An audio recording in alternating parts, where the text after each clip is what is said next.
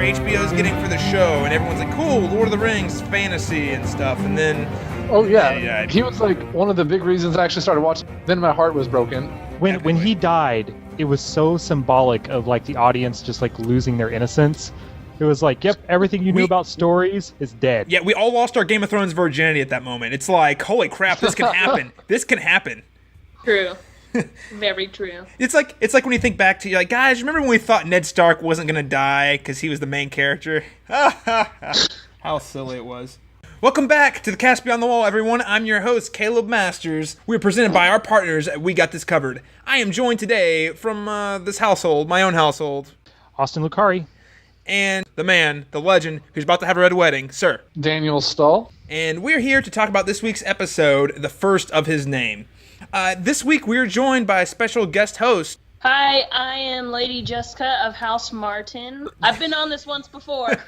Jessica... Not this season. Last season. Season. So, yes. Jessica joined us last season. She was guest hosted 2 or 3 times last season. We loved having her on, and we are so glad that she's back to help us discuss this kind of like, this really kind of exciting episode that's kind of very pausing and saying, guys, remember all those times when Game of Thrones did this thing and that thing? Thanks for having me. We want to have fun and think, what if we were in Westeros? And actually, for those of you who listened last year, this question might be a bit familiar. But the question of the week that all of us hosts are going to discuss is, if you could remove one major player from the show of Game of Thrones, who would you get rid of? Now, a couple weeks ago, during our live Q&A, we had someone who asked, what if we could bring someone back to life? This is kind of the reverse of that question. Austin Lucari, starting with you. Arguably, they're not a major player. But my hate for them is so major that I really need to see Sam Tarly die. I need to see him die. What? I mean, we talk about it every single week. I don't know why you hate Sam so much. So much. He is kind of annoying. I'll take your side on this one. I mean, he's annoying. He gets on my nerves too, but I don't want him to die necessarily. He's a good old heart. He might be an idiot, but he's at least got a good heart of gold. It's not that he's an idiot. He's not an idiot. He's just annoying and fat and lazy and obnoxious. If this was last year, it would have been Robb Stark, and then everyone would be really sad. But that time has already passed. I already won that battle. Wow, man. Oof, yikes. Sam's a craven, and there's no room for cravens in Westeros. Mr. Austin Lucari, I think that's a bit prophetic. But I hope that George R. Martin subverts your expectations by not killing Sam. I actually hope Sam lives as long as possible just to spite you. He's going to. He's going to be the Jar Jar Binks of Westeros. Excuse me. Mr. Stahl, who would you take out of play? Who would you remove from play? This is a really, really tough question for me, honestly. I don't really know who I'd choose. I want to say Cersei, actually. Cersei, all right. Yeah. What the fuck?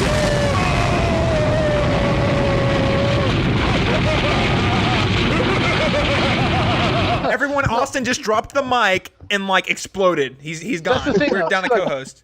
I'm with Austin as well too. I actually kind of like Cersei a little bit. I would remove her just because it adds such an interesting. I think it should be very interesting if she wasn't there. Marjorie probably have a lot more, and the Tyrells would probably have a lot more influence than they do now. Cersei's been kind of the person that's prevented them from getting control of Joffrey, and now we're about to see the kind of the showdown for Tommen a little bit, it seems like. I will honestly say there's a very tough question. I don't know if at the moment I'd choose to remove anybody because I just love the way it's playing out so far. Right. So fair game. It's been pretty chaotic so far. Yeah, especially after this episode, we found out a lot, which was really exciting. Oh yeah, Cersei was a huge player this episode. Huge player this episode. Lady Jessica, who would you just take out of play and annihilate from the history of Game of Thrones? At this point, I thought a lot about it, and I think that I would probably remove Tywin. I'm going to go a different Lannister. Yep. I think Tywin's kind of like the glue behind everything, you know? I mean, obviously no one respects Tyrion. No one really, I mean, I guess in a way they respect Cersei and, Jaime, but more so, it's more about Tywin. Like, Tywin has the power in the Lannister household. He's the one who demands the respect, and so I think that if he were out of the picture, we'd see everyone just blow up. Everything would just go to shit, you know? Yeah. I mean, Yeah. because It'd be like 100 Cerseis running around. Cersei does not make good decisions, you know. Jaime is, you know, in charge of the Kingsguard now, so what can he really do about anything? So we're kind of left with Cersei's crazy decision making that's only going to piss people off, you know. I think that'd be super interesting. Yeah. I was gonna say Tywin, but I figured someone else was gonna say it, so I just went ahead and changed mine Well, before. and here's the thing. I love Tywin. I see Auden just shake. He's rolling in his grave over there. You know, I think Tywin is a fantastic character. Interesting. We gushed for like 30 minutes on Tywin a couple weeks ago. So there's definitely I actually love Tywin. It would be interesting to remove him, but you guys have named two of my favorite characters. So yeah, well, exactly. It's like taking out Ned Stark. If Ned Stark, you know, when they take out Ned Stark, you're like, what the crap's the show gonna do? So it'd be kind of the same type of chaos, except for the Lannister family. It's like, if Tywin were to go, though, I mean, what would the Lannisters do? And if the Lannisters aren't a player anymore, I mean, they're kind of like the main characters these days. So who would pick up the legacy? So I'm just saying it would change the show again. It's true. That's the point of eliminating a main player, though. Oh, always. Yeah. It's to create as much chaos ever. And then see, I'm being selfish about it. I just wanted to see certain people die. So Caleb, what about you? Well, that's what I was gonna say. You know, Jessica took Tywin, so I'm gonna roll with. You know, if I could remove, you know who I hate? If I could remove anyone that I would remove? Frickin' Stannis Baratheon. Take Stannis out. That guy's an asshole.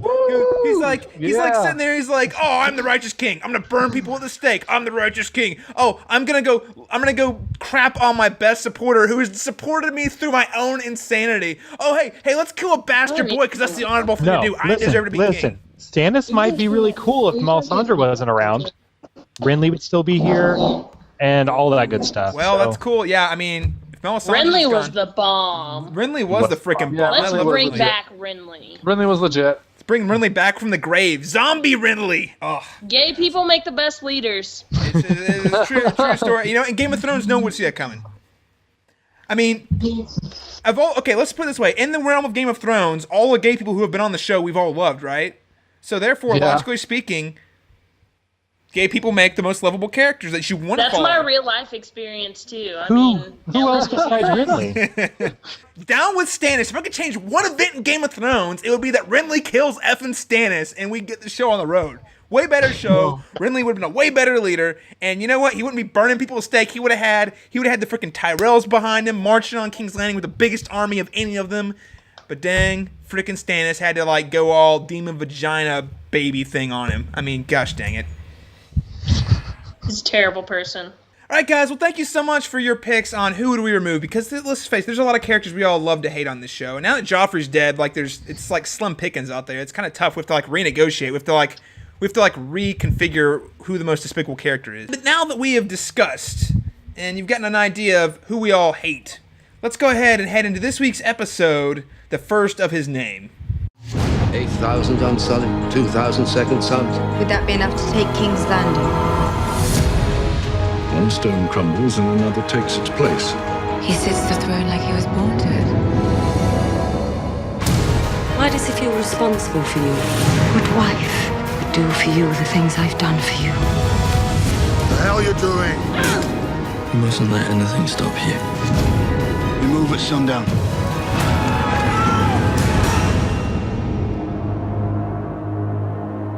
For me, this is probably my favorite episode so far, to be honest. I heavily enjoyed this episode. I thought it was really exciting. I thought there were a lot of reveals and a lot of stuff that happened that was just really exciting and really intense to watch. As a book reader even, there was just a lot of good things that happened in this episode. So I feel it probably is, in my opinion, the strongest episode of the season so far. At least my favorite, anyway. I totally agree. I think it's the strongest episode of the season.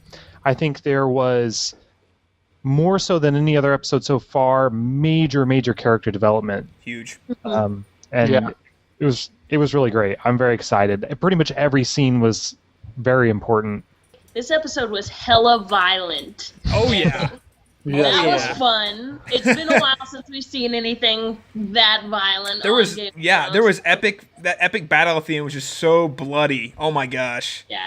I definitely agree with Austin, though. I think the character development in this episode was really, really important, really crucial. We had a lot of big reveals, learned a lot of things that kind of blew the lid off, things like that. So, yeah, very good. Yeah, Very awesome. strong And I think I was talking to Austin last night, and I think this season as a whole, episode 1 was obviously the first episode, so it was like resetting the ground, and then episode 2 was boom, freaking explosion, Joffrey dies, and honestly, I thought episode 3, while it was still good, it was definitely not on the same level as episode 2. And then ever since episode 3, and it's gotten better with each episode. And honestly, I would argue that this was better than the Purple Wedding episode. I really do. I think the Purple Wedding episode was great, but the amount of information and events that happened. And I think, the thing I like about this episode is, and I mentioned this earlier, is that it was a great episode that caused us to kind of stop and pause and remember what brought us here so far, because we talked about Jon Arryn, we talk about the Dance Master Syrio, we talk about Daenerys references back to past seasons. So I really feel like we're at a really interesting transitional point for the show as a whole. It's like all these storylines have been going on for so long are really starting to kind of come to a close, and it's pausing reference to remember, okay, after 4 seasons of insanity, we're still telling the same story. Even if it seems like it's crazy and going in a million different directions, it's all still tied together. And I really like that about this episode a lot. At the same time, while it does make recognition to all the things that happened in the past, it also is making the statement, this world is very different than it was 2 seasons ago, last season, even a couple episodes ago. The world is a lot different, and we see that throughout this episode, and as we start to figure things out and realize who's behind things and who's really doing what, some of the storylines that come back, we realize this hasn't been the world that I thought it was, it's definitely changed a lot. It's not the same world. It's not the same Westeros that we saw in season 1 by any means. Exactly. Let's go ahead and talk about specifics. We'll go ahead and start off in King's Landing this week. And this really was the Cersei show this week, guys. I mean, Cersei was going around interrogating all the major players in this trial, starting with Marjorie. Not necessarily a major player in the trial, but as a major player in the city. And it was basically the two of them were having this nice, candid conversation. Now, what did you guys make of this? I don't know if it was just me, but Cersei was really nice in this episode. And it was weird. Yeah. She was not really nice.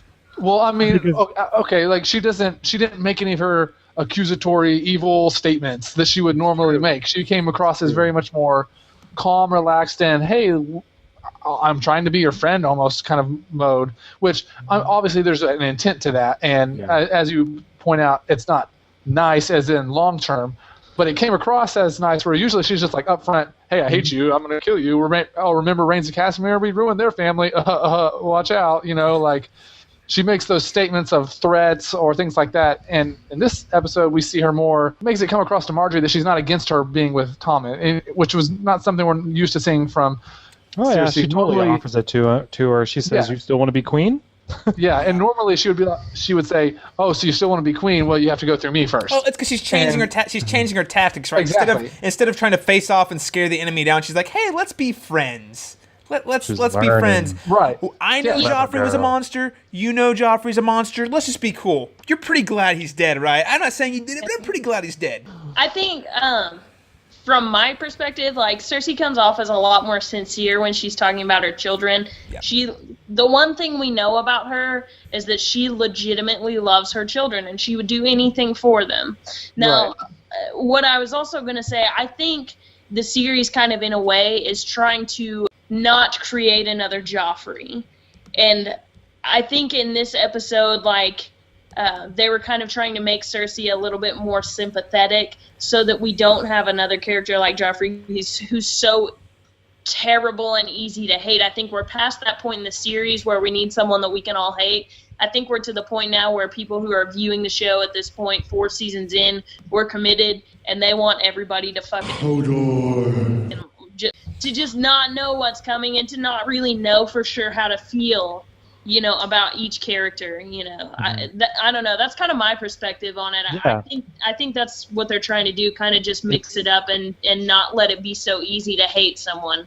It's a great thing that some people's favorite characters can be other people's most hated characters. That's when you know you've done something right. Right. Exactly. Yeah. And it just brings so much. There's so much relatability in each character, and different people are obviously going to connect with different aspects of different characters, And I think that really is great, and it does put you in a far more realistic world. And I'll say, if you do go read the books, it's even more so in the books, the way they're written, because you can see their thought process. So it's really exciting, and I totally agree. I do think that we are getting a little more well-roundedness with Cersei. I will say about this. She does love her kids. I think Jessica's totally spot on. She does love her kids, but I also think she's very intentionally talking about why she loves her kids when she does.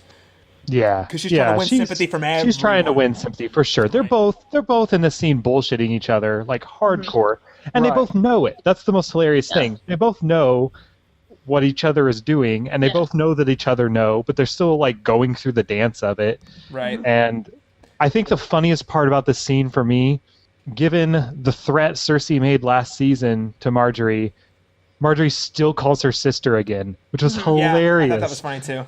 So if Marjorie ends up strangled in her sleep, we know why. As a woman, like I can sincerely like understand, and I don't have kids, but I understand that like when she talks about her kids, like she's serious, and ultimately, like pretty much everything she does is to keep her kids on the throne. Right. And so, like, I don't know, in a way I can kind of understand where she's coming from on some of the things and why she acts the way she does. Right. I think that's the point of this episode, is, again, to draw attention to that, like, she's doing what she does. Like, for her kids, she does love them. She cares about them. She wants them, she wants them to be the biggest players in the kingdom. Yeah.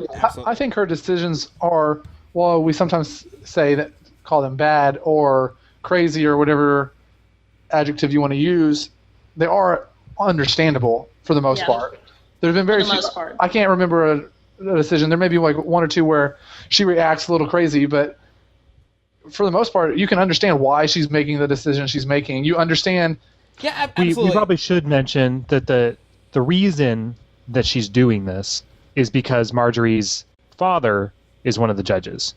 So she obviously is trying to get in good with the Tyrells. Yeah, that's a good point. So And then at the end of the conversation, she says, "Let me go talk to my father." Marjorie does. Yeah. So that's a good. Austin, I didn't draw that connection. I didn't draw that connection. Oh, really? I really should have. I didn't either. In these scenes with Cersei, she hits up Marjorie to get to Mace, Tywin because Tywin's a judge, and Oberyn because Oberyn's judge. She's hitting all three judges one after the other. Yeah. It's kind of funny. I think this episode does a great job at giving us Cersei that the season kind of needed, because we have only seen that kind of crazy dramatic side of her so far this season, and it is and honestly, this is probably the most vulnerable we've seen her. Now again, she's malevolently using her vulnerability to gain things, so I think that says something about how cunning and smart she is, and also how vile she is. But it does show that there is that human element to her that we don't get to see with very often. So, let's go. What did you guys make of the scene between Cersei and Tywin? There's a lot of things to take from this scene. One of them being the Lannisters are apparently broke. Apparently the Lannisters have turned into the Bluths. Now the story of a wealthy family who lost everything, and the one son who had no choice but to keep them all together.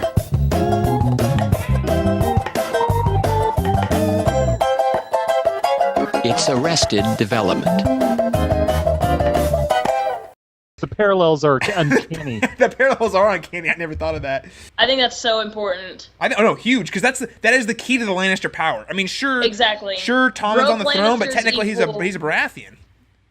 Broke Lannisters equal powerless Lannisters. Absolutely. Tywin's fierce, but honestly, if you're looking at the legacy, once Tywin's gone, I mean, one day he's going to die. Not too far. Exactly. If nothing else, of old age. Tywin is the intimidation. No one's going to mess with Tywin or the Lannisters while Tywin's alive. But once he's dead, everyone realizes, I think the rest of the country realizes their kids aren't going to hold the family. They're not Tywin. Yeah. Before Tywin, they were broke, right? So they had no money before Tywin. And so someone said online that they're going to have to change their family slogan or whatever from the Lannister always pays their debt to a Lannister always makes their minimum interest payments. Broke Lannisters have no money, no power. And Tommen's a Baratheon, once he's married to the Tyrells, that means that the Tyrells are really going to be the ones with the power, right? I mean, because Tommen's once the kingdom realizes that the Lannisters don't have the money that everyone thinks they have, right. I mean, that's it. So I thought that was interesting. But moving on beyond that, before we get into the Iron Bank and the Trade Federation and the droids start marching in. With all due respect, the ambassadors for the Supreme Chancellor wish to board immediately. Yes, of course. As you know, our blockade is perfectly legal. I think Cersei, again, so strategically plays that vulnerability card in a way that Tywin will actually relate to. I know you're building a strong case against Tyrion. And as a mother, that is your right. But as a judge, I cannot discuss the trial with you. I respect that. We don't need to discuss it. The Lannister legacy is the only thing that matters. You started wars to protect this family. Turned your back on Jaime for refusing to contribute to its future. What does Tyrion deserve? For lighting that future on fire. She paints herself as the only option, which is a really kind of sad way to have to paint yourself, but it really is true. Jaime wants nothing to do with it, and Tyrion's a accused murderer, so... And they're both Kingslayers, apparently. Yes, Hell of the a line, Kingslayer though. brothers. Oh, fantastic line. Epic line. Hell of a line. Cersei and Oberyn, where they kind of have... She plays up the whole, oh, you have Myrcella. I miss her so dearly. Joffrey just died. I miss her so dearly. Can you give her a gift when we go back? You know what I mean? Like it's kind of like you miss your sister. That must have been so hard. She's not lying. Those feelings are there, but she's just divvying them out like just the right moment in the right way. She appeals to three different judges. One for power, one for family, and one for revenge. She knows exactly what she's doing. She is like super calculated. She is really, in these series of scenes, on the top of her game, like a true Lannister in these. It was really, really cool. Very well said. I think this is a great segue, guys. We're talking about women and how they're portrayed on Game of Thrones. And, yeah, I know, kind of a stretch there. And Cersei is being painted as a very complex, intricate woman on Game of Thrones. But as we all know, the hot button controversy, particularly I think it's always been a discussion, but ever since the Jaime rape scene that has just exploded over the internet, is Game of Thrones misogynistic? And I think this week's episode makes a really strong case otherwise for people saying, oh, Game of Thrones is objectifying women and painting them as less than, they're not really human beings. And while I think that's true to the extent within the context of that rape scene in particular, I would say the show as a whole is doing far from that and showing us that this show that people are very complex and layered, like Cersei. Yes, Cersei was objectified in that scene, but look at her. She's now asserting her power and her intelligence in a roundabout way. So to say that Game of Thrones being misogynistic, I think is a stretch. What do you guys think about this? Yeah, I would say the fact that this is a world and a society where objectifying women is acceptable, the fact that we have characters rise above that, such as Daenerys, such as Cersei, such as Arya, even Sansa, Catelyn, like these characters were in a world where this is a society where women are used as marriage tools or things like that. They are objectified, and it's okay in this society. The fact that we have that this show shows women that rise above that, I think, is kind of making the counter argument to that, in my opinion. Yeah. So Jessica, you are unfortunately, I'm really glad you're on, but you're also the first. Unfortunately, you are very fortunately you're on, but you're unfortunately. It took us 5 weeks to get a woman on our to co-host our podcast. It took us a little while. I'm really interested to see what is your perspective on this whole Game of Thrones is being misogynistic, Game of Thrones is objectifying women. I'll be really honest. Part of me wonders if I'm the wrong person to ask about this. Because I feel like my opinion might be kind of the minority. I don't think that the show necessarily objectifies women any more than any other show on any cable or paid cable, whatever they're called, HBO-type network show does. As far as the rape scene, while it was kind of rapey... I'm sorry.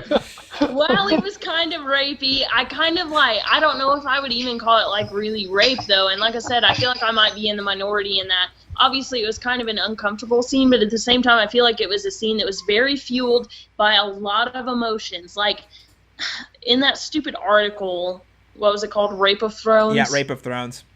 Terrible article name. In that stupid article, though, it talks about how, he was motivated by anger in his actions. I don't think that at all.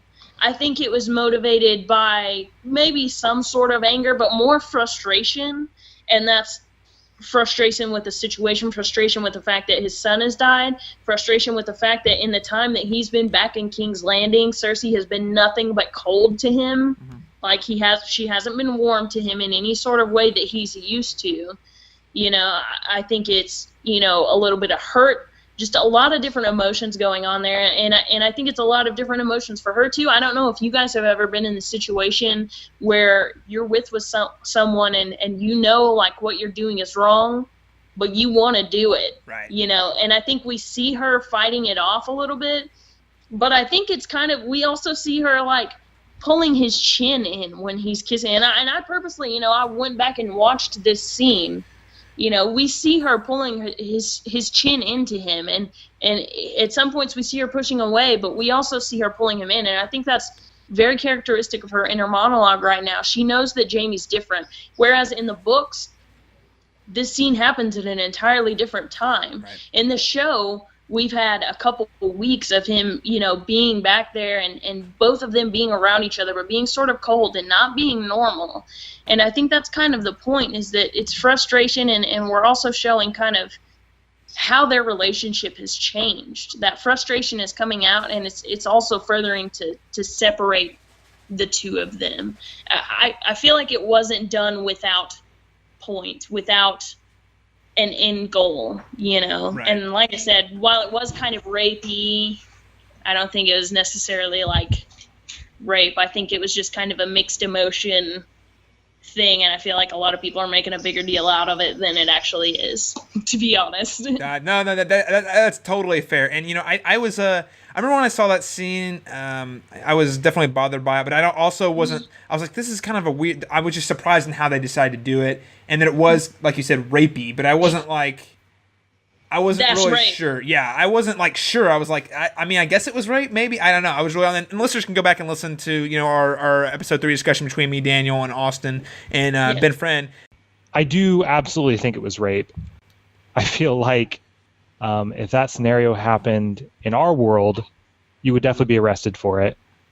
So I do believe it's rape. Now, my initial reaction was not that the show is, or not that the actors or the directors are misogynistic, but that scene was.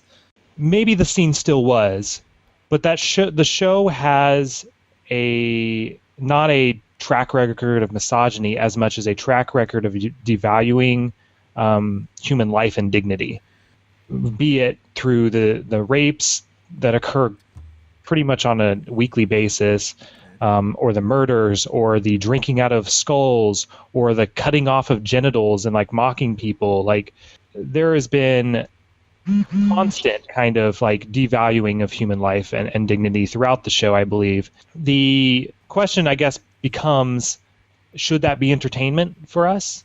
Is that any worse than anything else on television? I don't know. I tend to think that this is the first show that's had this level of this type of content that has also been this popular. And so it at least begs the conversation, the question of, you know, should this be entertainment? Should this be something we're paying for? I mean, obviously, I watch it every week. I'm on a podcast for it. I love it. But it is a good conversation to have, I think. You know, and that's a good point. That kind of does bring us back last season, and Jessica was in some of these discussions too. We were asking the question with Theon specifically, how he was getting tortured on a weekly basis, if we thought that was okay.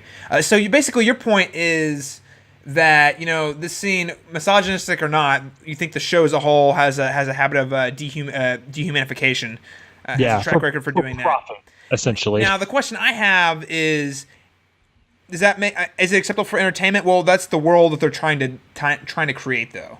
So does that make it acceptable or not? I don't know. That's for you to answer. Yeah, I mean, that's for I mean, and if not, then that's a personal question. Yeah, I think it is a very personal question. Absolutely. I mean, there is then definitely no right or wrong answer to that type of question. Mm-hmm. I obviously still watch it, so why I might even feel like, no, that's not okay. I'm still watch it every week. I'm still entertained by it. I'm not changing my habits. So it only makes me a hypocrite. So, I mean, I don't know. I don't have all the answers, but I do think it's a good conversation. I wouldn't say you're a hypocrite. I think it's one of those questions that ultimately you just have to decide for yourself what you can handle and what you can't. I've grown up knowing I grew up in a very conservative background, and I knew a lot of people who wouldn't listen to anything but Christian music. Yeah. Does that make listening to anything but Christian music unacceptable? No. I feel like it's kind of the same, scenario here. It doesn't necessarily make it wrong to watch it in this case because we know it's a form of entertainment. Should it be? Should you be entertained by those actions? Well, and then the question I raise at that point too, when it comes to entertainment, is I also would argue this is in a sense is a work of art. Yes, it is to entertain, but it is also artful. And I think when you start to throw around words like art, it gets a lot more ambiguous on what's acceptable and what's not. And I think the point is, we should be unnerved by rape, period. We should, especially a brother raping a sister. We should be unnerved by a man chained up to a cross, thing, getting tortured, because it's wrong. It's vile, and it is cheapening human life, right? But I think what Jessica's saying, and I think she's totally on point, is, if you don't want to watch it, it is up to you to decide whether or not this is okay. Don't watch it. Yeah, don't watch it. Absolutely. And it's not that you shouldn't say, oh, this is garbage, this is bad, but it's just, I can't handle this and I shouldn't watch. So it is a personal choice. Now, Yeah. And I think what Austin's getting at is he's actually drawing a line saying, but should anyone watch this for entertainment? Where do you draw the line, I guess? I mean, obviously this is fake. This is not real. Right. Yeah. I didn't find it that big a deal when I first watched it. I didn't realize it was that big a deal until later. And I sort of take the same stance as Jessica, actually. And some of that actually comes from the fact that my fiance has a very similar stance to Jessica on that scene. And Thank you, Rachel. So a lot of that came out with conversation with her, actually. But I do agree with Caleb. I believe that this show is more than just present for entertainment. I believe that when George R. Martin wrote these books, he wasn't writing these books to make money and to get entertained. Now, obviously, that's part of the deal, but I believe there's a lot more to it than that. And I do believe that there is a sense of art to both the show and the books. Mm-hmm. And I've always argued this since season 1. This may be the most realistic show that I have ever seen. Yeah. In the sense that the characters are written in such a way that they are completely relatable, in a sense that where the events that happen and the decisions that people make are completely believable. And I can believe in a world such as this that all these things would happen. And even in a world where magic and dragons occur, when you set that up, the way that it plays out is very real in a sense in comparison to our real world. And I think that Martin is making a point here that we live in a world that devalues humans. It's like we don't value other people like we should. I think that he's making those points, and right. I think that whether we like it or not, in our world, people get raped fairly regularly, and women are devalued pretty regularly in our world. And should those things be occurring? No, of course not. But I feel like there's more to this than just for entertainment. He's showing us.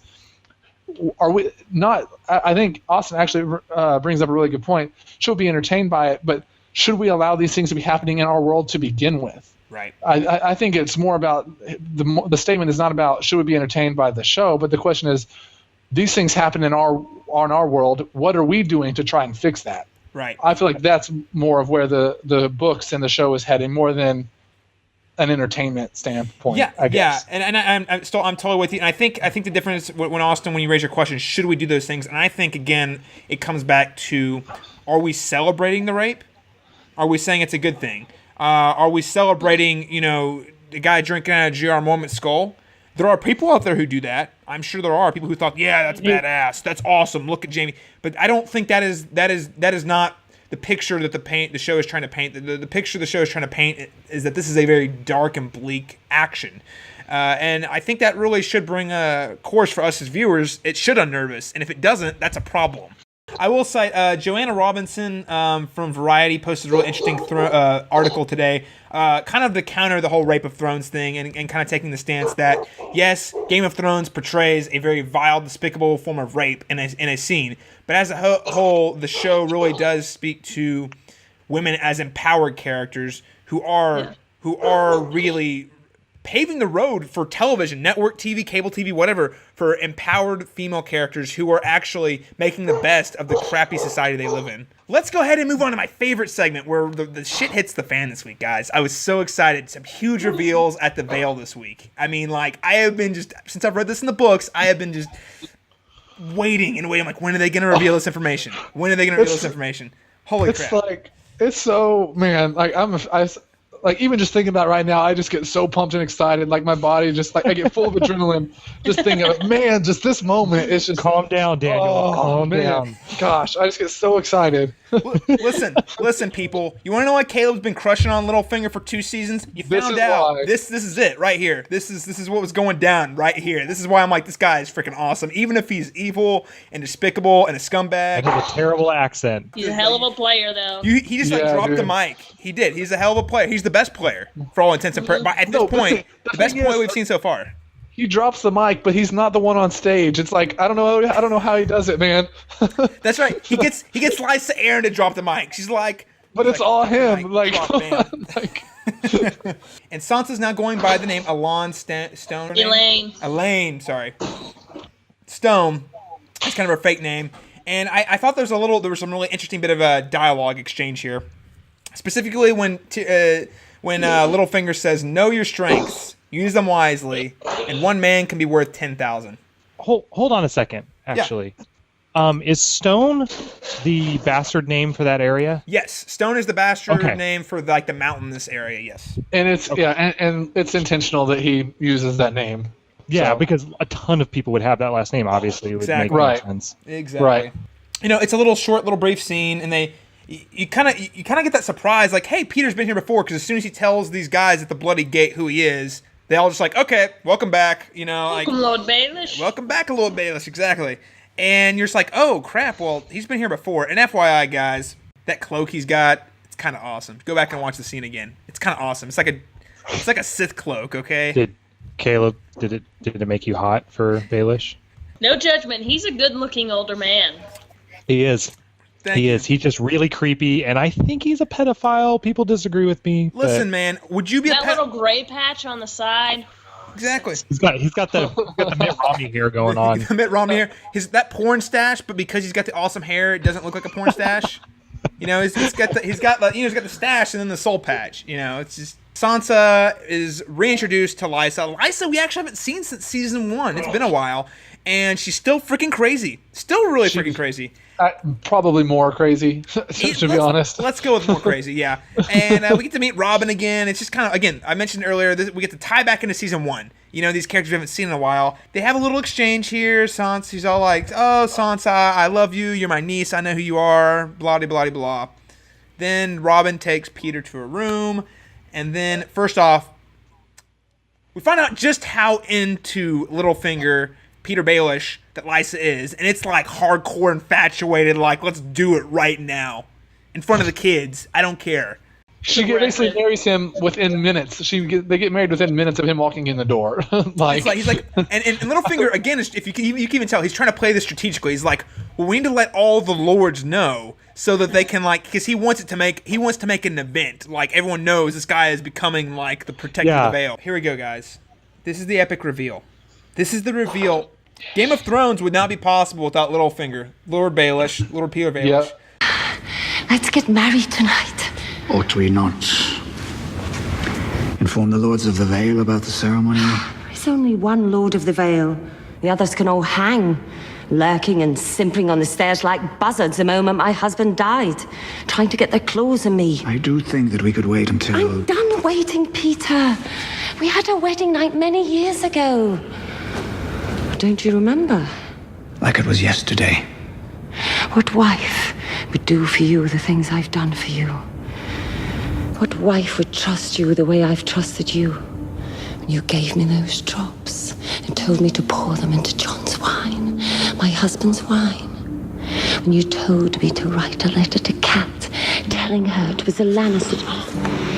Holy F, people, that is in the pilot. The pilot! If Jon Arryn hadn't died, Ned Stark doesn't go back. Doesn't go. Robert Baratheon doesn't ask Ned Stark to be the Hand of the King. He doesn't become the Hand of the King. He doesn't go to King's Landing. He doesn't go to King's Landing. He doesn't start a war. If the Lannisters never go up there, they don't attack Bran, and then. While I agree with you, he is the single probably most important character as to the events of the show and how things played out. I argue, though, that the only thing that really changed through what Peter Baelish did is that the Starks are all dead. The Starks would not have gotten involved in the war probably had not Ned Stark been beheaded as a result of Jon Arryn being poisoned. However, I do believe that all the wars would still have happened. I don't think so. Joffrey would have eventually been king. He would have still been terrible king, and he would have still gotten killed at some point. But would Renly? But what I'm saying is that it's a domino effect, though.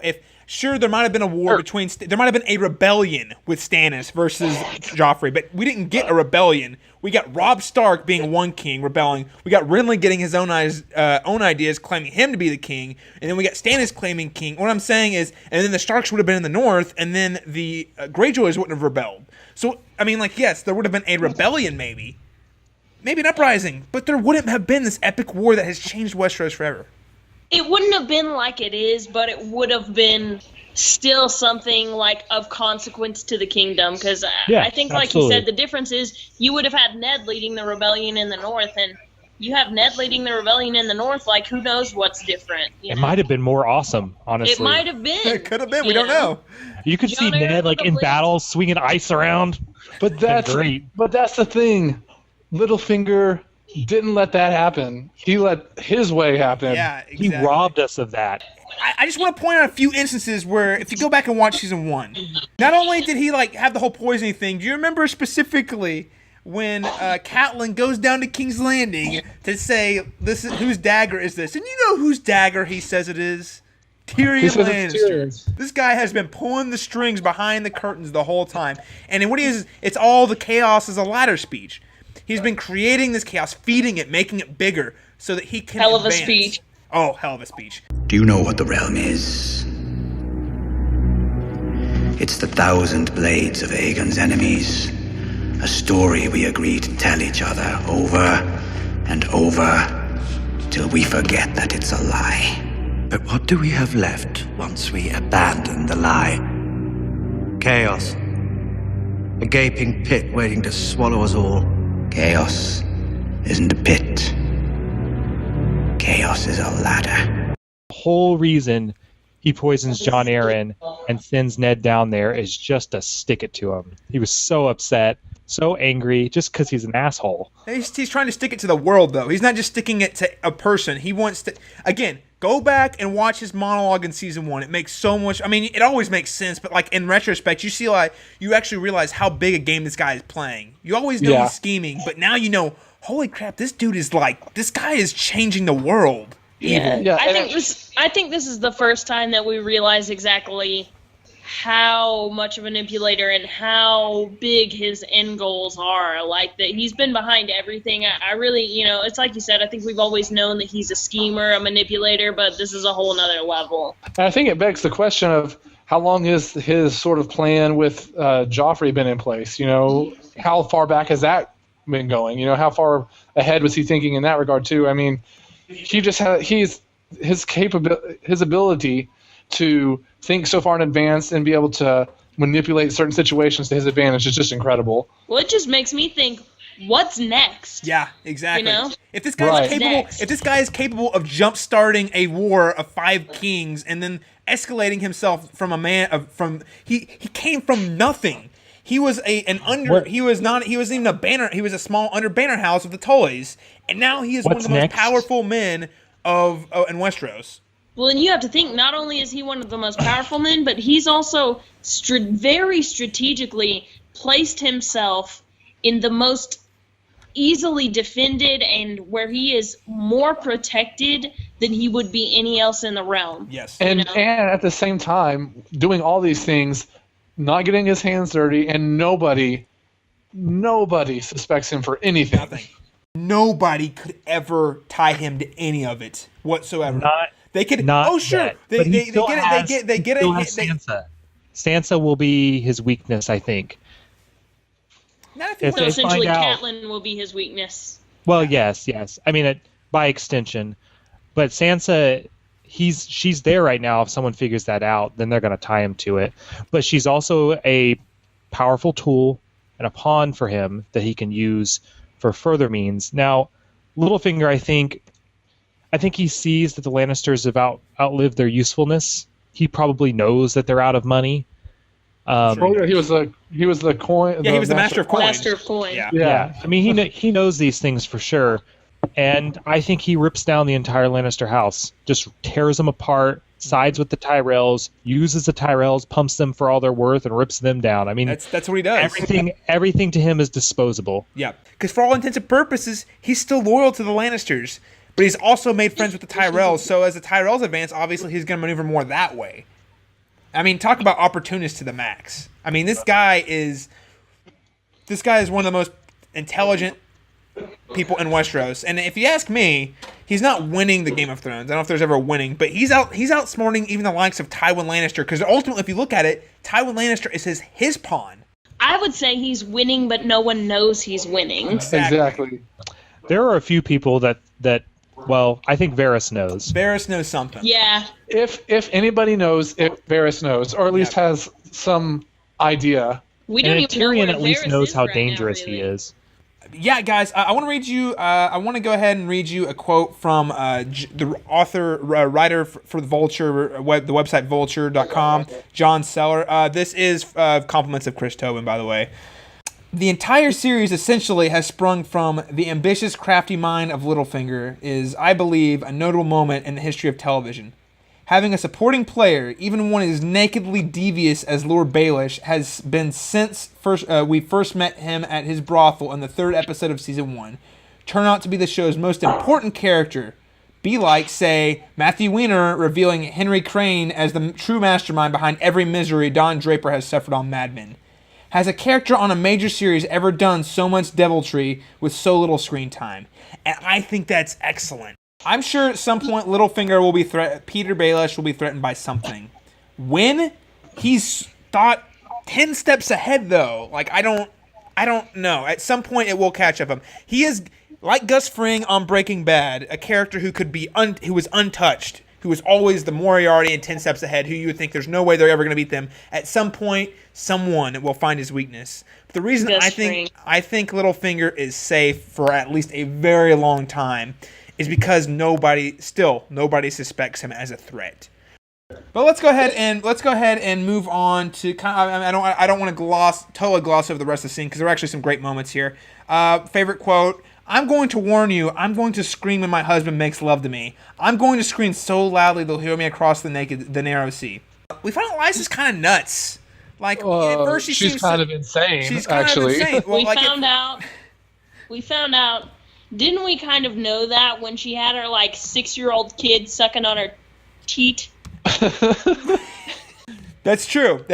But, I mean, That's not just a child problem. No, that's a mom problem. That's definitely a mom problem. So, yeah, I mean, we definitely think Sansa's crazy, but there's that scene where she's so warm and loving to Sansa, and all of a sudden it turns into possessive. "You're sleeping when he slept with you. Oh my god, I'm so epic. I am so epic possessive. You're gonna steal my husband away from me." Yeah, she's crazy. Yeah, there was definitely some weird element of jealousy there. It was not warranted, but yeah, it was kind of insane. She's crazy. That's all there is to it. And Sansa, poor Sansa, she doesn't catch a break. No, she really doesn't. She finally is supposed to get to this place where she's with family and she's safe, and now she has her aunt who kind of thinks she's gonna steal her husband and is hurting her. She just can't catch a break. No, I mean, I will say this: she's relatively safer than she was before. Oh yeah, definitely. But that's not saying much because she's with a crazy chick who probably wants to kill her. It was kind of sad actually, because while I'm watching this scene, I'm like, oh, Sansa's smiling, she's so happy. I haven't seen her smile since Season 1. I was really, really happy for her. And then all of a sudden you see the insane kick in.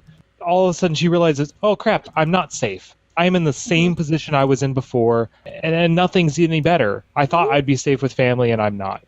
it was really, really sad. I felt bad for her. Yeah, me too.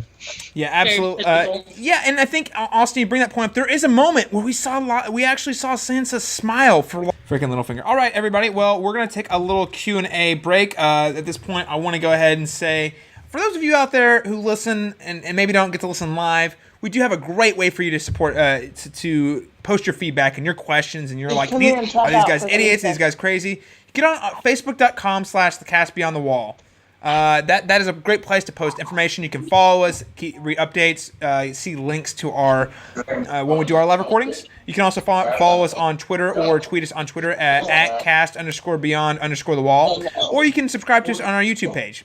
So I think this is these are all great ways to follow us. Oh, okay. Here we go. We actually have a little bit of feedback. For those of you who listened last week, Ryan Siggers was our guest host, and he has a couple things to say about our love for Littlefinger. One, he says he claims Littlefinger. He's got a little bit of a little finger for Caleb. Wow. I'm not sure how do I feel about that, Ryan. I kind of. Yeah, this is not good. You're never going to guest host on our show again. Anyway, the second, please. I hope Littlefinger gets blown up with a wildfire wheelchair. I don't know where the wheelchair came from, but that's awesome.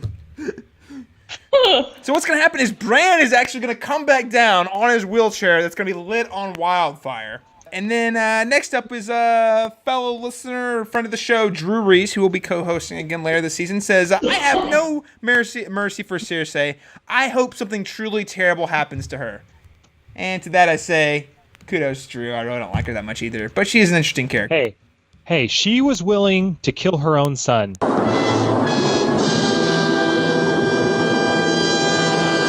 He is responsible for it, I swear it. To be fair, in the books, she doesn't go and send some dude away. So your whole thing is like... Ladies and gents, continue. Please continue to send us some feedback. We love hearing what you guys have to say. We're going to go ahead and hop right into the next scene, which is Dany and Meereen. Now, we had a very, very brief scene with Meereen this week, and I think it was actually a really great scene. It was short, it was effective, and honestly, I think we got more character development and learned more about Dany in this one scene than we have learned about her in the last 2 years. Go for it. Dany, I believe, is one of the strongest characters in the show, and she's a fan favorite, but she's done next to nothing as far as character development for about 2 seasons. It's been really kind of sad, actually. Ever since season 1, when she really kind of found herself and empowered herself, we've seen nothing from her aside from some really cool action things and some like clever tactics and things, but nothing that really told us what was in her head. Yeah. And so in this scene, you kind of see where she's looking back. She's like, I've done all these things, but what have I really accomplished? They're falling apart around me. I've set up puppet governments that have done nothing. It's kind of all falling apart. And so she kind of decides, well, I guess I'll just stay here and learn how to be a queen before I go try to take over King's Landing. Mm-hmm. This is the first time, I think, in quite a while, and we've talked about this before, where she's actually listened to her advisors a little bit. Yeah, she kind of confides in Jorah a little bit, lets him know some of her insecurities about things, and it really kind of considers his advice at least. So it was really, really cool to get to see her develop a little bit more. Now, the downside is I feel like her storyline's probably going to get a little bit more boring from here on out, as she deals with the day-to-day aspects of ruling a kingdom, be it a small one. But I am excited to see where it goes.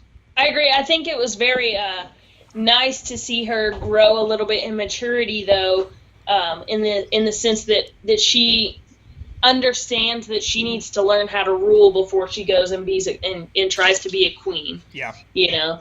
I think that's the most important part of this, and a lot of people are like, well, what the hell? Like, why is she not, she has the chance to go, and that's, honestly, I've heard literally probably 3 or 4 people that I talk with regularly about the show say that, and I'm like, well, she's doing the right thing. Like, she knows she's not going to be able to hold Westeros until she understands how to hold a kingdom and how to rule a kingdom. So I think this is the best move for her.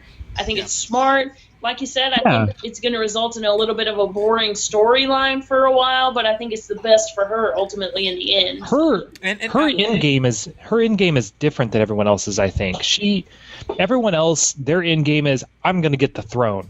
Yeah. Her end game is I'm going to rule a kingdom, and that's a very, very big distinction. I think between her and the rest. There is a pretty big distinction between the two of those.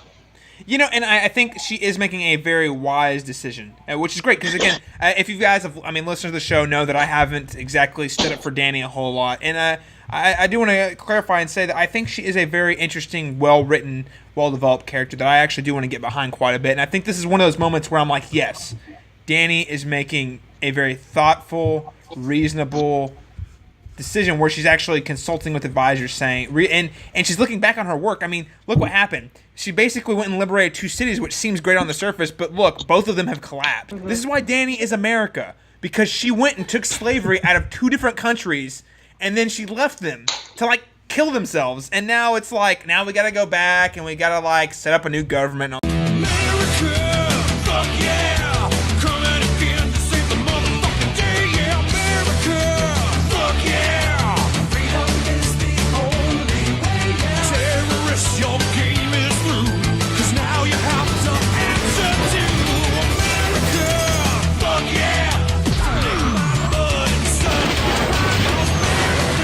America. It's quite similar to a lot of the things that we've done.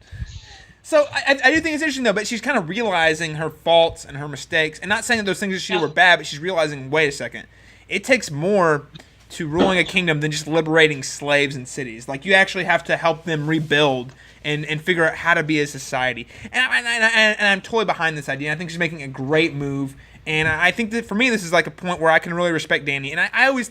She's been a lot of fun. I think Austin's onto something. She's been a lot of fun to watch the last 2 or 3 seasons.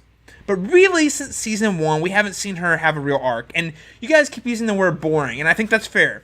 It's not going to be we're going to go liberate a city, every 3 episodes. But I think there's the potential for her to have the most interesting character arc she's had since season 1. Yeah, I pretty much kind of agree with Caleb on that. I am also with Caleb where there's been moments and times where I am more frustrated with Dany, but this is one of those moments where I'm thinking I'm glad they bring up the point of, hey, you just ruled these 2 cities and thought everything was great, and no, they weren't. You just sort of left them to get taken back over easily by the people that you took, just defeated or whatever. But we do get a good character moment where she realizes that and says, okay, I'm not going to do that again. How do I change that? Mm-hmm. How do I improve and make this decision of taking over this city different than before? And so I think that's really great, and it's a really good character moment for her. I was going to say, I really feel like this is one of the most important things for her character. Yeah. Because that's kind of what differentiates her right now from the other, contenders for the throne, if you will. You have Tommen, who is just going into the throne, a little boy, Joffrey, who everyone hated because he was terrible. You have Renly, who people loved, but he had no reason, there was nothing that warranted him having the throne. Robb, he was winning battles. He was probably the closest thing to, a legit king, yes. People were on his side, But that's the thing. That's what Dany's doing right now. She's learning how to rule people, how to make them love her, but also how to contain the cities afterwards. She's just learning all the aspects of being a ruler so that when she does attack, go for Westeros and try to make her claim, she's going to have the potential to really hold it and be, the kind of ruler that Westeros needs. What would Viserys say if he was in this position right now? I just got to say, what would he say if he was alive and saw that Dany had this epic army that could go take Westeros right now at this prime position? He a long time ago. Yeah. Yeah, he would have sailed across the sea a long time ago and gotten killed. That's exactly what happened. Well, the thing is that he would not be in this position. He would not been able to achieve the things that Dany has achieved, and that's just how it is. No, it's true. He wouldn't have made it, but I just think it'd be really funny. It's like he's rolling in his grave. He's like, oh, you could take Westeros, and you're just laying there ruling a kingdom. This is one time we all agree on Dany. This is great because normally I'm Caleb's trolling and being Dany's not as great as everyone says, but I think we can all agree that Dany's really making some progress and making some good decisions. But let's go ahead and move on to the Riverlands, where we got some fun stuff. Okay. So Arya and the Hound show up, and we get to see Arya still doing her death prayers. This is the most brilliantly written and most fun-filled filler I have ever seen. These scenes don't progress the plot whatsoever, but man, I love each one of them, and I would be pissed if they weren't in the show. If you've ever seen or read Much Ado About Nothing, these remind me of the scenes of The Sheriff. Come hither, neighbor Seacole. You are thought here to be the most senseless and fit man for the Constable of the Watch. Therefore bear you the lantern. This is your charge. You shall comprehend all Vagram men. You are to bid any man stand in the prince's name. Where he's like, just stupid comic relief, and it's hilarious. And I think, it is interesting to see that Arya still has a vengeful side and that the Hound is still on her death list. Yes, that's great. But it's also nice to see that the Hound does not take her seriously whatsoever. He thinks she's a joke. He cares about her, though. He does. Oh, he does. Otherwise, he would have killed her when she tried to kill him. Yeah. Yeah, and if you notice, because I watched this part again today, too, when he wakes up from sleeping, he looks around and sees that she's not there, and he kind of freaks out. He's like, oh, where is she? Mm-hmm. It was really heartwarming. I was like, oh, the Hound, he cares about her. He does have a heart. Yeah, even after she lists him among the people she wants to murder. Exactly. I call them filler, but that does not mean... Filler is not always a bad thing, people. This stuff is not in the books, and it's new, but it is writing them into four characters, and I do think we're getting so much more of the Hound than we ever got in the books. And despite the fact that he's cold, and despite the fact that he strikes Arya straight up, without good reason, you do, exactly, tough love. You get that sense that he's really trying to teach her something. Who taught you that shite? The greatest swordsman who ever lived. Syrio Farrell, the first sword to the Sea Lord of Bravos. Bravos. Greasy-haired little bastard of it. They all are. What do you know about anything? I bet his hair's greasier than Joffrey's cunt. It was not. Was? You dead? Yes. How? He was killed. Who by? Meryn Trant. That's why Sir Meryn's Meryn Trant. The greatest swordsman who ever lived, killed by Meryn fucking Trant. He was outnumbered. Any boy whore with a sword could beat 3 Meryn Trant. Syrio didn't have a sword. Or armor, just a stick. The greatest swordsman ever lived didn't have a sword. Hey, man. Syrio's alive. We did not see him die. It's true. We didn't see him die. He's coming back. He's going to be zombie Syrio. No, he's not going to be zombie Syrio because he lived. Syrio is Jaqen. They're the same person. What a twist. Possible. What just happened? The universe just imploded. What if Jaqen is actually every major character? He's like all of them at the same time. He's the only character actually in the show. Arya is still... It is to remind us that how far Arya has come as a character, to note that she still remembers and what drives her is still... Right. The death of Syrio is a huge deal in her life, and it is... changed. It changed the way she looked at it. She still thinks of him as the greatest swordsmaster. And honestly, we can't objectively say if he was or not, but we know he was really good. But the fact is that she thinks he's the best, and that she's still practicing these moves, and that she does remember that. I think the relationship between the Hound and Arya is important because he's kind of taking on the role of smashing everything romantic in her life. It's true. We've already seen that happen with Sansa in a way that, really kind of sucked.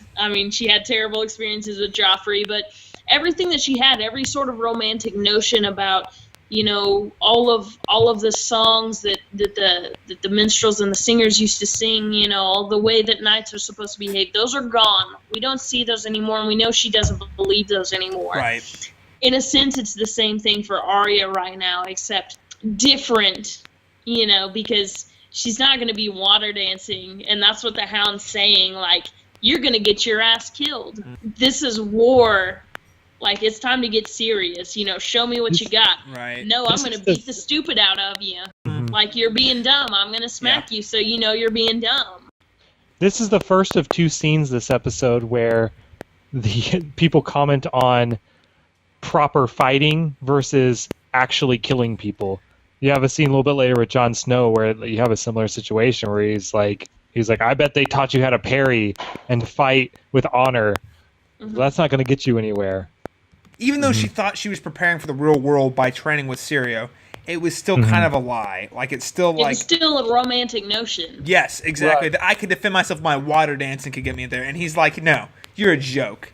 Well, guys, let's go ahead and... I don't want to spend too much time on the Brienne and Podrick scene, but what did you guys think of it? They had 2 scenes this week, and they were both kind of fun. I didn't think they really did a whole lot other than kind of like establish a certain dynamic between the 2 characters. Obviously, Brienne is...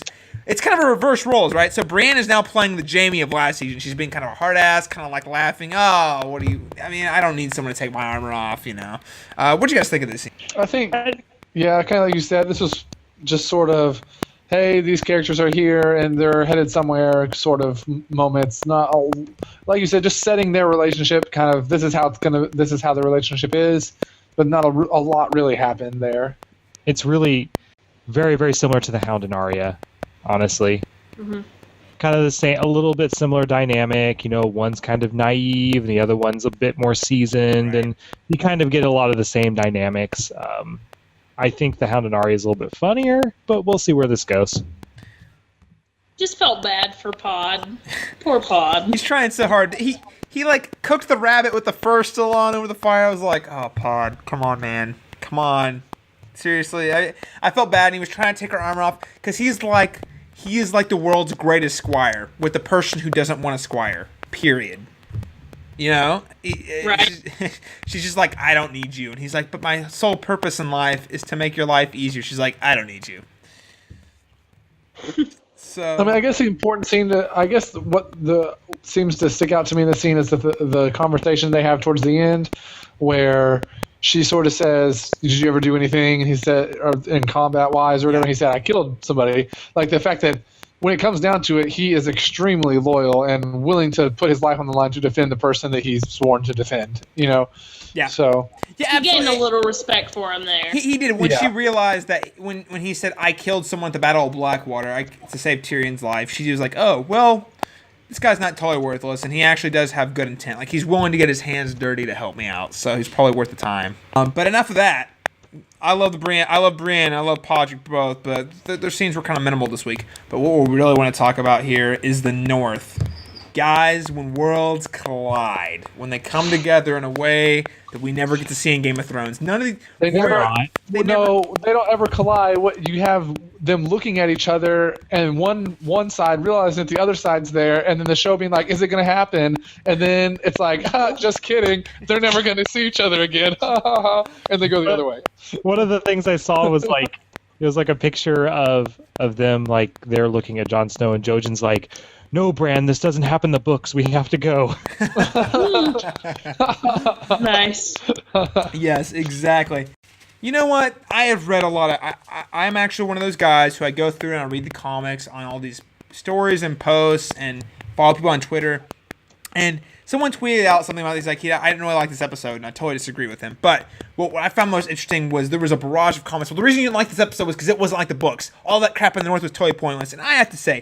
Being a book reader, I love what they're doing with it. Oh yeah, what they're doing. Absolutely.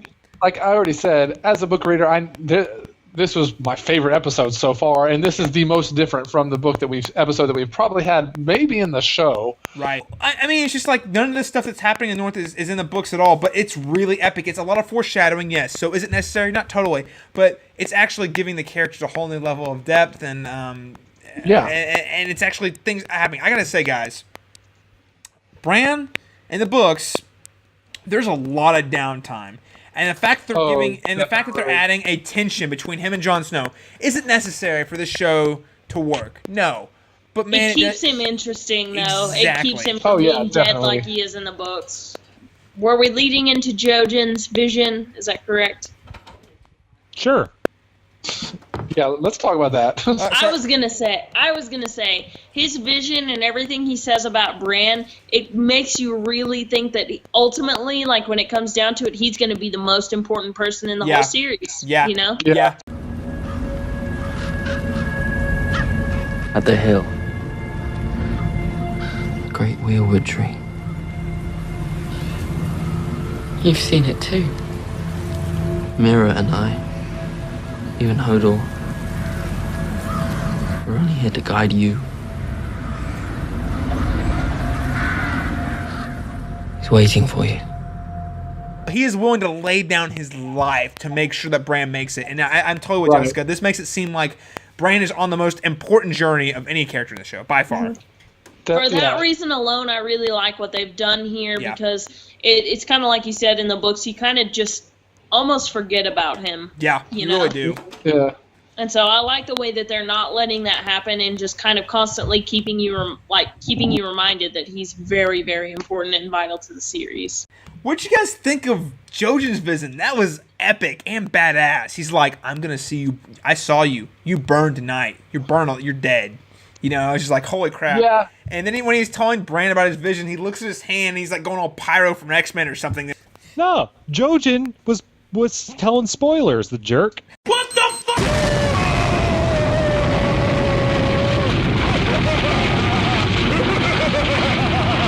Yeah, I honestly don't know what was up with Jojen's sort of visions. I mean, yeah, there's a little bit. I don't know. I honestly don't really even have anything to say about it because I just don't know what was going on with that whole vision thing with the fiery hand and the. I think just the takeaway is what Jessica said, that at least for Jojen, Bran is the most important person in the entire world, and if they do not succeed in getting him to where he needs to be, nothing else matters.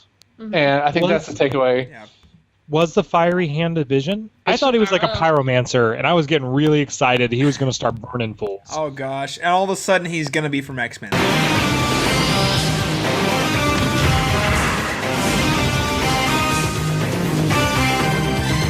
I take it as, again, foreshadowing. Something that, again, I believe is new to book readers. And I've asked other people who've read book 5, and none of them recall. I have no idea what the Flaming Hand's about, and I'm really anxious to see where that goes. He was talking about his fate with the Flaming Hand. Exactly. Right. That's what I was going to say. It seemed to me like it was suggesting that his end was nearer than that of the other, three, than that of Bran and Mira and Hodor, Right. Yeah. It seemed like he was suggesting that he was going to come to an end sooner than those. Obviously, I think all of us who were book readers knew Locke wasn't going to make it too long because he wasn't in the books, but we thought, I wasn't really, honestly, personally, wasn't sure what this guy was going to do. I was like, is he going to succeed? I'm glad he was there because we got to see Hodor be a complete badass. We got to see Hodor go into full-on Hodor mode, like epic Hodor mode. Hodor. Smash!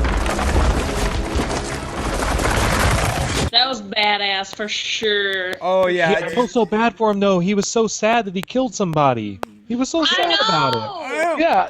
Actually, I felt that was very intentional by the show. I don't know why, but I felt like it was very intentional that we saw him look at the hand and was sort of like, what have I done? Sort of thought. Like, I felt like he had that cognitive thought. He does not like when Bran works violence. Into it all. Yeah, and I actually wonder if he's going to put the dots together and realize that Bran's sort of using him to kill people. I don't know. I felt like it was somewhat intentional with the hand, looking at the hand, and him noticing it. But maybe I'm just reading too much into it. No, I don't. It was absolutely intentional. Absolutely, and he's such a gentle, person. I don't know how much he feels, how much he knows, because obviously he has issues. On some level, had to feel betrayed, or confused or something, and I felt really sad for him.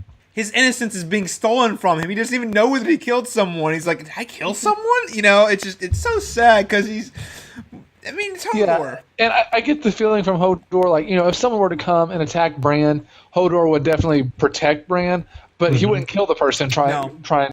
We get to see Jon Snow be a badass to the extreme. He's just walking in there slow, knowing the guys down like it's no one's business. This is the season of Jon Snow coming into his own. And again, I said it earlier this season. Jon Snow being a badass. No, Jon Snow about got himself killed. If it wasn't for the chick hiding in the corner, he'd be dead. After he killed 10 other dudes. I mean, come on. Yeah, well, it doesn't matter if you end up dead in the boss fight. Hey, you know what? Did you hear Karl? Karl was a legend of the alley. A legend. Okay. A legend of the alley. I feel like that's a bigger thing than it sounds like because it really sounds like the place behind my house here. That was a legend back there. Back in high school, man, I used to beat kindergartners up. That's what it sounds like. I dropped 30 points in my basketball games in high school. So Jon Snow kills all these dudes, and he gets to Karl. He fought Bowser here. He fought Bowser. He fought Ganondorf.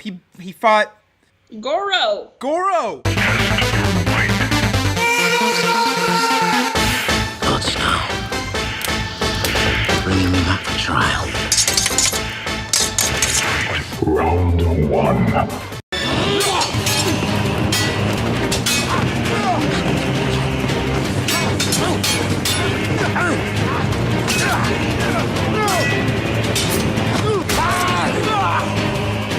Some old man teach you how to stand, how to parry,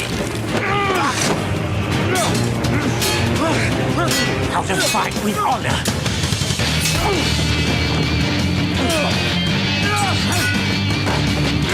You know what's wrong with honor?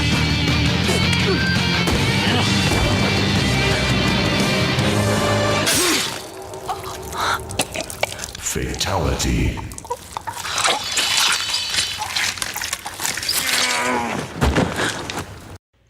Yeah, absolutely. This really is, dual kniving Street Fighter versus Honorable Swordsman, and I thought it was a lot of fun. I mean, did we need this? No, it wasn't necessary. No, but it was so much fun.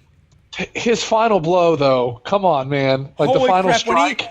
When that like girl through stabbed through the mouth. When Karl got stabbed in the back, I was like, well, that was the end of that fight. That was kind of anticlimactic. But no, it wasn't over. When Jon Snow shoved his sword through his throat, I was like, and everyone in the room, everyone in our room is the freaked most out. violent thing that's happened in a while. Well, the Hound did shove that dude's face into the sword like True. 8 times. Well, forgot that's about pretty that. close, but this is. I think this is up there. I think Jessica's on some. This is definitely top 5, like total. I want to see that scene in 3D. It was actually kind of funny because where I was watching, like people were like, "Yes!" like jumping out of their seats, like screaming, "Yes!" Like No, like our room went nuts when that happened. We were all like freaking out, like, "Holy crap! Did that just?" Yeah, it was nuts. That was definitely a fan service moment right there. But the single most important thing to happen in this episode, we got Ghost back. That's right. I love the doggies. We got cheated a Stark reunion, but you know what we got as we got as kind of like a secondary prize here. Consolation prize. As a consolation prize was Jon Snow and Ghost got back together, and that was a little heartwarming. And then this episode ended. I love the doggies. Shout out, red-eyed and they murder people. Yeah, they're awesome. By the way, shout out to our good friend Drew and Taryn. They named their cat Ghost. So I thought that was awesome. Yeah, that's all I got to say. Drew and Taryn naming your cat Ghost. That's the way to go. I'm interested to see how this will impact the end game of this season. Mance Rayner is still coming to the wall, and how will this impact what's going to happen? He's gonna light the biggest fire you ever seen. What is he gonna burn? The wall's made of ice. He's gonna burn like mammoth fires and wildfires and everything. He's just gonna light the north on fire. I mean, He's gonna burn it all. Everything. Blackwater was a pretty big fire. I guess it wasn't in the north though. The north never saw that.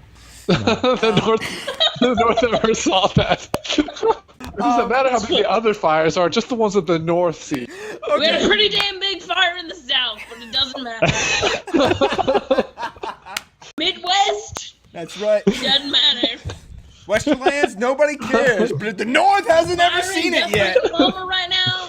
Guys, we're going to go ahead and wrap. This concludes our recap and our in-depth analysis of the episode, the first of his name. It was a great episode, probably my first episode of the season, and I honestly am just on edge to see what happens next week. The world is about to explode. Do you guys have any other closing thoughts on this episode? Again, I just would say I think this is the strongest episode of the season. I really liked it, really enjoyed it, thought it was great character moments, which I think is Game of Thrones' greatest strength is the characters that they have are just so well done, and we get to see that come through again here in this episode. And so, yeah, fantastic episode. I agree. I think it was just a very, very important episode as far as character development goes. I think we saw a lot of big things happen in this episode. Maybe not necessarily the most exciting or fan-pleasing things, but very important things. Yeah. That Jon Arryn reveal I don't know how the show could top that reveal. I really don't. Right. Yeah, exactly. I agree for sure. That's the biggest thing that's happened in the series so far. It changes the whole. It changes the way you can never go back and watch season 1 of Game of Thrones or go back and read a Game of Thrones the book the same way again. Same way after knowing what's going on. Yes. I'm on Team Hodor. All right, guys. Well, we're going to go ahead and move into round 2 of our listener Q&A. If we have any questions, let me go ahead and check the YouTube here real quick to see if you guys have anything to say this week. I have a question from Ryan. He asked, do you think Lysa and Sansa are going to go fisticuffs? And I don't think that would be much of a fight. I think Lysa is going to lay the smackdown on Sansa. Listen, Sansa has a lot of pent-up rage that she's been sitting through, okay? She's just been sitting there waiting to strike somebody, so why not Lysa? I mean, come on. Lysa, that woman's got some issues. Crazy bee. She is a crazy bee, no doubt about that. Really, the fight I want to see is her and Cersei fight. I think it'd be a good fight. Lysa versus Cersei. Who can Queen be the other one? Cersei wins. I mean, Cersei's more sane. She's crazy. She would throw wine in her eyes, and then she'd be blind. Ryan Siggers and Tobin over here are developing a little bit of a rivalry here. Tobin is calling Ryan Siggers out. I would flay Ryan Siggers for his blasphemy. I mean, he's calling Ryan out intensely. Tobin also comments, Dany is boring.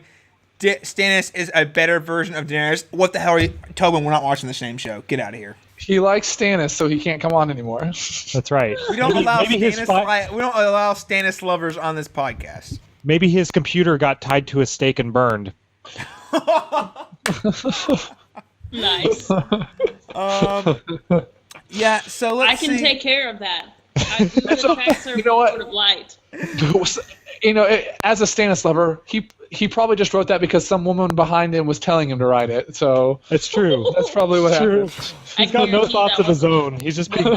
Is there some redhead who's manipulating Tobin? I just need to know. Okay, I do want to give a shout out to my friend Dalton Stewart over at the Good Trash Genre Cast. Let me pull up his feedback. He did send us a comment through the Twitter this week, and all of you can submit feedback through the Twitterverse by tweeting us at cast_beyond_GOT. And if you don't have the Twitters, then you can comment on Facebook.com at www.facebook.com/castbeyondthewall. We should totally like us and comment, because we like to hear comments. We like likes, we like shares, all those things. He says, how is the Stark/Snow almost happen in the book? I heard it's quite different. Also, I just now realized that Jorah is Jorah's son. Well, Dalton, that's a great question, because we've talked about how awesome we think the differences are, but I guess we didn't ever really elaborate on the differences. So I'll start out, and Jessica and Stoll, who have both read, can go ahead and fill me in if I miss anything. So basically, this never happens. Bran never goes to Craster's Keep, ever, period. He doesn't even stop. He just keeps on his own little merry way. There is a moment where Bran runs into Sam, and Sam is... I don't want to spoil later the season, because there's a certain character they haven't introduced in the show that they might introduce, that was in the books, that forces Sam to swear not to tell Jon Snow about Bran going north. This has worked out a little differently, because Sam has told Jon about Bran in the show, but they still have managed to avoid a reunion. Bran continues to go north in the books, and Jon also never goes back to Craster's Keep. This whole thing with the mutineers is a non-thing. It doesn't happen at all. And as far as Jorah and Jorah Mormont relation, Dalton, that is totally cool. I did not realize that myself until I watched the first 2 seasons of the show, and I went back and read the books, and I did not make that connection until I read the books. So that is totally, and honestly, you were not in the minority whatsoever. Do you guys have any other thoughts on that? No, yeah, a lot of people didn't make that connection, and it's not explicitly talked about on the show, so... It's alluded to. I remember at one point, season 1, Jorah talks about how his son, he left the sword that he gave Jon was supposed to be for his son, but his son, made a mistake and abandoned his family, stuff kind of like that. Do we know why Jorah's at the wall? Do you guys remember? I don't remember. I don't remember either. A book reader out there who's listening is going to strike us and smite us to the ground. I think it is probably just I think his wife died, his son left, abandoned, his legacy, so that's just kind of what he went with, but that is not necessarily definitive, so I'd have to go back. I'd suggest going and researching that. Be careful when you research. You never know. You never know what you'll find. First rule of researching Game of Thrones: if you just watch the show, do not look on a wiki of Ice and Fire. Period. You look on the Game of Thrones wiki, not a wiki of Ice and Fire. You will get the hell spoiled out of you. I know. One more spoiler as a result of doing that. It's a trap! I do have to say, go ahead and make sure to subscribe to us on YouTube. If you're watching this live, go ahead and hit the subscribe button. That way you'll get updates when we're doing our live show, when we post our audio show on YouTube. You can follow us on iTunes. Please follow us at iTunes on the Cast Beyond the Wall. I'll post a link to that in the webpage. And then if you do go and subscribe to us on iTunes, which please do, give us a rating. You don't have to write a full review. Just give us a star rating in there. That'd be really great. And also, again, as I mentioned, Twitter and Facebook.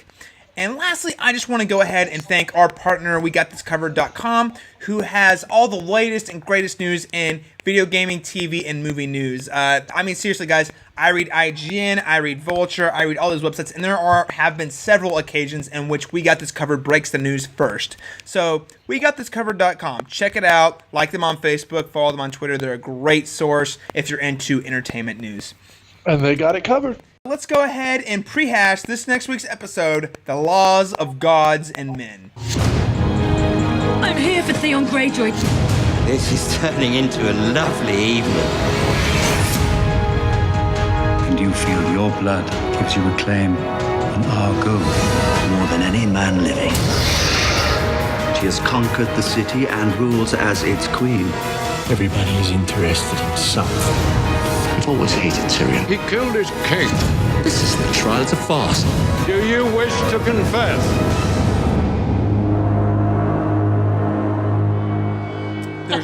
There's not a synopsis at all. Like, I looked at like trailer. There is a freaking awesome trailer.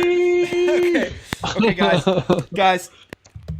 They put trailers out every weekend. They're usually pretty cool, but this week's I have watched. No joke, I have watched like 7 times. I'm not even making that number up. I have watched it so many times because it looks awesome. I'm just saying, Ramsay looks freaking ridiculous in that shot from the trailer. He's got dual knives, no shirt, and like scars all over his chest, and he's like, "Come at me, bro." He's a psycho, man. Fuck everything else in that trailer. Greyjoys are back. I'm so excited. Yes, Austin has a fetish with the Greyjoys, and man, he has just been waiting ever since that scene last season. Like, the Greyjoys are coming back. They're coming back. Well, in this trailer, we finally get to see Asha Greyjoy make a return, and it is very exciting. And Yara. Huh? Isn't she Yara in the show?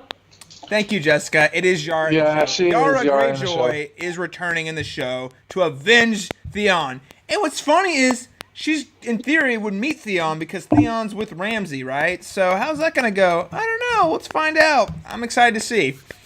He must have rolled around in like a pile of shredded paper or something because he's got like paper cuts all over his body. Outside of that, though, we do get to see Tyrion's trial that we've been building up to since episode 2. So for the last 4 episodes, is finally going to begin. That's really exciting. I'm really interested to see how people react and how the show actually executes the trial, because that trial really is one of the highlights of the Storm of Swords. So I'm really excited to see how that plays out. Yeah, definitely going to be vital to the show. I think people are definitely in for some big WTF moments. That's for sure. Yeah, it changes characters' story forever. Yeah, pretty much. So, other thing that is new to all of us, but specifically to me, Daniel, and Jessica, is Stannis goes and visits the Iron Bank, and Viceroy Gunray is trying to figure out how to barter with Senator Palpatine on how to get some more money.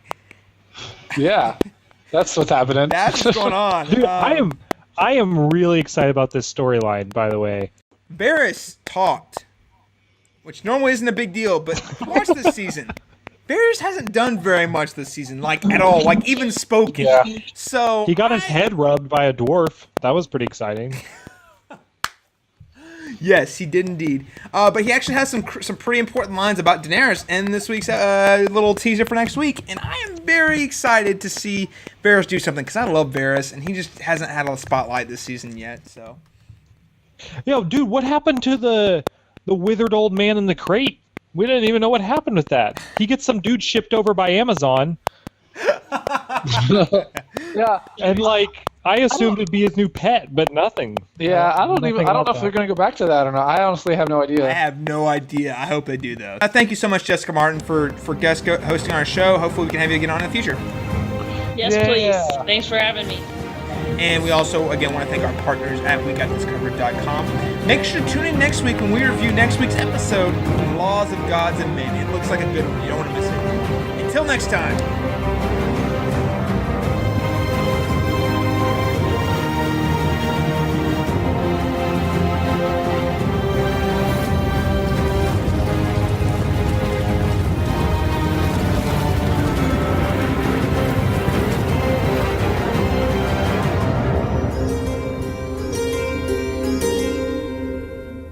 If LeBron James were in Game of Thrones, I'd slit that mother's throat.